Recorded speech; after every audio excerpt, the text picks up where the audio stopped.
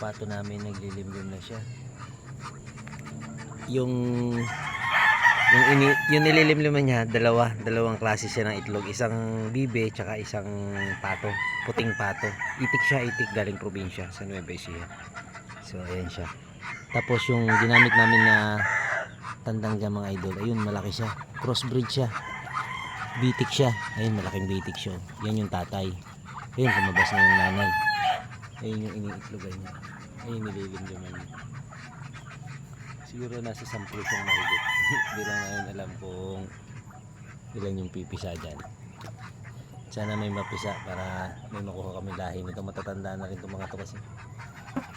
Tapos may ano kami, ito yung sayote namin, dami na itong bunga. Na-harvest nyo na yan dito, no? Wala na bunga dito? Sayote tsaka ano to, yung ganito, sigarilyas.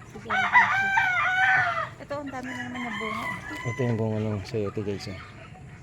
Ayan yung buko ng sayote. Galing ko ng Batangas. Ayan, ganyan siya pagka palaki na siya. Ito yung bunga na sayote na. Ito tuloy na to. So yung mga ganito, 50-50 pa siya. Hindi pa natin sure kung mapipisa siya. Ay, mapipisa. Kung matutuloy siya, ganyan. Medyo puti pa siya. Nasaan yung bunga dyan? Naubos mo na. Andun na sa labas. Nasa labas yung iba. Tapos ayun, naghalo na siya. Ayun yung sigarilyas.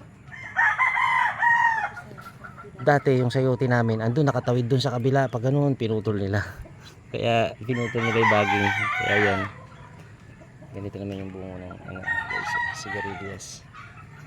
Yung nakabalag namin dito, sigarilyas, tsaka sayote. So, dami siya. Tapos yung saging ko na to, ano na to, mga namumunga na. Tapos dito nakalatag yung manok natin guys. Tapos ito, may sili kami dito. Ito yung siling Taiwan. Ito yung mahal pagka kamahalan ng presyo. Siya yung masyadong mataas ang presyo. Walang bunga dito, no? Sayote natin. Siguro nakatago. Nakatago minsan. Ayan, ito yung mga manok natin guys. Thank you for watching. Ito yung kelso natin isa. So, medyo hindi maganda yung paa niya. Medyo parang reject siya pero okay naman siya. Galing naman din siya. So, ito yung kelso natin na file. Ito, maganda yung balance niya guys. Galing siya sa cording kaya yung buntot niya ganyan sira-sira. Pero darating ang time mga pag naulanan ulit to, binalik natin sa talian, maano na siya, maganda siyang lumakad, maglulugon na siya guys. Thank you for watching. Kamote, may mga kamote kami dito. Ayun o, ang sayote. Pagbusan ng kamote. Saan? Ayun, ay sa may pinakababa. Bunga. Saan? Ayun o, kita-kita rito. Ayun o. Di ba may nakaganon? Oo. Ayun. Ayun o, natabunan. May bunga daw dito, hindi ko makita. Doon ka makikita mo. Ayun o. Laki-laki. Pakita natin bunga sa inyo guys. Ayan na. Saan? Ay, sus. Hindi ko makita. Ayan na sa taas. Taas mo, kabila. Ulit mo. Yan, o. Kita mo? O, ayun. Kung saan? Ayun o. Ay, ayun. Yun. May isang nakalawit guys. Ayun o. Yung bunga ng sayote. Ayan o. Susum ko. Ayan. Ang dami yan. Kalat-kalat lang siya dito. Isang puno lang siya. Ayun. Nakita nyo guys.